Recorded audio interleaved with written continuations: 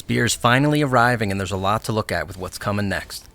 Patch notes are dropping, and while we aren't sure exactly what will arrive on December 5th's global patch, it's safe to assume some of these things might be coming. A new stat, Fortitude, is likely to arrive with the new patch, as many new items are coming, including new spears. Many of these spears include Fortitude stat, so it's safe to assume we're getting this stat early as well. Well, what exactly will the stat do? It's focused on increasing sustainability and will likely impact the meta immediately, and even more so in the coming patches with T2. The ongoing question of going endurance versus evasion will continue, but my answer's usually pretty much been the same. If you're building into daggers for PvP, you can still go evasion. You probably should be, and leverage that evasion passive. Otherwise, I generally want to stick with endurance. Evasion still can be pushed to high numbers for particular purposes, like if you're going melee evasion in arena, you could still do that with a healer. But it's starting to look like endurance is going to overtake as an effective catch-all, especially when you factor in having an active healer. Having a substantial amount of health backed by mitigation guarantees a level of survival that a healer can work with.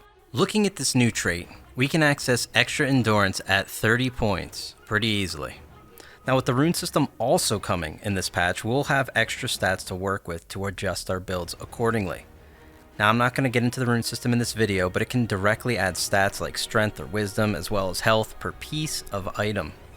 While it's only weapons and accessories, it's still going to add up to a lot more fluff, or in our case here, potential health and mitigation. Now, it looks like Spear Mastery has 150 to all endurances in its mastery tree, which is going to allow us to further lean into endurance. You will also gain 5 endurance per point spent, so 50 points of endurance per 10 spent in the Fortitude tree.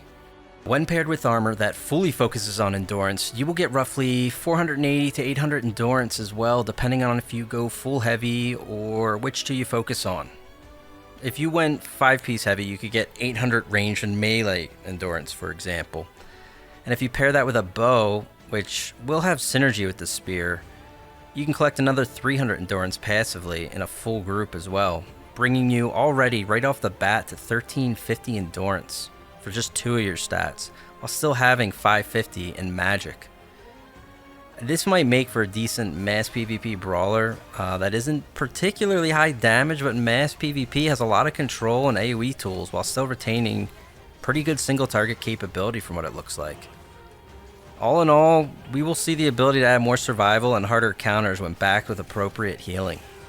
Healers will also be leaning into this stat along with tanks naturally. As we approach T2 gear though, we'll have sets like the Holy Ghost Fighter set, which takes endurance to a complete another level, and stack all these with new and existing stuff coming in, and we're going to start to see new heights and heavy survival that could cause a lean into a balanced endurance build for everyone with healers and group play. As a healer main myself, that's what I'd like to see at least, as people that have gone evasion can perform fine in some circumstances, but in other moments they become a bit more unhealable. But beyond the Indomitable stat, we also have other relevant changes listed from the Korean patch notes that I'll go over real quick. Firstly, they may be raising the mastery level to 20 even on our servers. This is definitely happening on the Korean ones this patch. It wouldn't be a surprise though if this doesn't happen or does. They're going to rework the mastery system, it looks like maybe in January. At least that's their plan at this point anyway, so we're going to see this system reworked pretty soon anyway. On the balance changes for weapons, we have Flash of Light. So this is Flash Wave. It's taking an irrelevant nerf to a specialization for the range and width. The 2 extra range meters are removed here. The width apparently remains unchanged. It's a bit unclear here from the translation if this is just for the healing portion or not. It's not really a big deal either way. And changing, the highly prevalent meta of Flash Wave spam that we have going on. I'll be more interested to see if the impact of heavy spears initiating into larger groups will change the Flash Wave meta a bit more, actually. This will still take leadership and organization, though, unfortunately, which most of the servers seem to lack compared to the top alliances. Devotion passive for Longbow, that got buffed for some reason. They gave us 50 extra TLDR, which I guess ensures crossbows will have a very dark future trying to spin into the 200 longbows they're engaging. So that wasn't really needed. We have a change on the Ice Staff ability, allowing you to freeze yourself for 2 seconds. That's a nice touch. The Bind from Ice Tomb no longer ignores resistances. In here, I like to see we have the absolutely painful healing debuff from Hell that staves have. It's being adjusted from 6 seconds to 3 seconds. This lessens the pain for healers, but you should still probably be looking to purge and remove those. If you have multiple purges in your kit, check out my build if you don't, because that would help you. Beyond that, we have new Purification Stones coming. Again, I don't know if this will hit our patch or if this is just going to hit Korea first. This very well could be on ours. Nothing too crazy here, but basically, just added effects on the stones. We have one here, increases your hit by 300 for 5 seconds. Just kind of another little jab at the Evasion crowd. It's a short window, long cooldown on all these, remember. I don't really know on the other one here. This does something to debuffs. It looks like it'll impact debuffs while removing the CC. It might greatly shorten debuffs that are currently on you, something to that effect. We have a third one, which will tie a burst heal when you use it, removing CC. This will be a good option, probably for a decent amount of people. It's pretty straightforward. Be great for healers. Will likely work with our passive like other items do. And we have a fourth one here that restores half your stam bar 50 when you remove it. So all decent little upgrades and perks to the Purification Stones. There's crafting recipes here. They're not too pricey or difficult either. Next up, we have new arenas coming. I doubt this one hits NA, but just wanted to put in here. It's cool to see that's happening. It looks like another collision fest. Perfect excuse to complain about spears or sword and shields knocking you off into poison clouds repeatedly. But, either way, it's nice to see them working on arena stuff. They could just repurpose some other places in the game and turn them into arenas. That would probably be cooler than some of these arenas they're putting together. But, honestly, they need to do some more work in the arena department than the open world stuff that they have going on, in my opinion. But, it is what it is.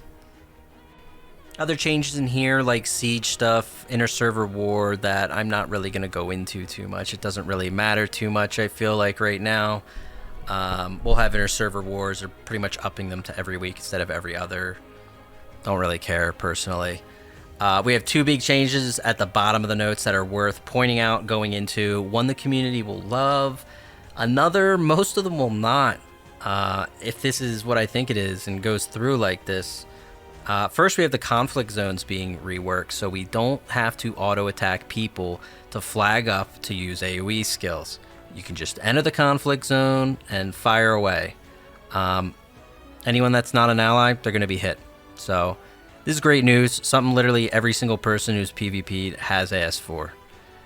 Secondly, we have changes for field and arch bosses that are only going to give gear to the top 30% of contributing guild members. People are going to flip tables, I think, about this one and not be too happy for the most part. I mean, dominating guilds will enjoy and appreciate this. This isn't really healthy, though, for maintaining, players as dominant guilds. They're already bleeding players on some of these servers with these guilds just owning these bosses. It's just such a financial advantage, and the incentives just allows them to chain recruit very easily and maintain their numbers. So I don't know what they're gonna do here. Likely a reaction, I guess, to like a random like low level guy getting a weapon from an ArchBoss, like a level 24 coming in, hits it once, dies, gets the loot. Like it happens once in a blue moon, I guess, and this is kind of a way to go against it. But it seems to go the other way a lot if it's just the top 30% of contributors. So overall, I don't think this is good. I might be misreading how this is going. I don't even think this is what they need to really attack here on this issue. I'm on a different boat. I think the entire conflict style events and the loot, I think it's one of the leading factors that drives players out of this game, to be honest with you. Over time, it just doesn't create like a healthy competitive environment for servers. But yeah, I don't know. This one might just be uncreative, but this one's worth pointing out, seeing, understanding, because I think this one's pretty terrible overall. But anyway, that's about it for now. We have Spear coming December 5th. I'm going to, in a separate video, probably look into Spear stuff, Rune stuff. Those things are very important to understand. Rune dungeons coming. But yeah, there's so many systems coming on the 5th. I don't even know if 50% of this stuff's going to work. So I look forward to it, but I'm a bit scared how it'll all land, because we have new systems coming in that haven't been tested. We have an event coming. There's a lot coming on the 5th. It's kind of exciting, but it's a bit overwhelming how much they're actually shipping on this global patch. So let me know if you have any questions, interests, on the content, and let me know in the comments, and subscribe, comment, all that good stuff. I will catch you guys on the next one. Y'all take it easy. I'll see you next time.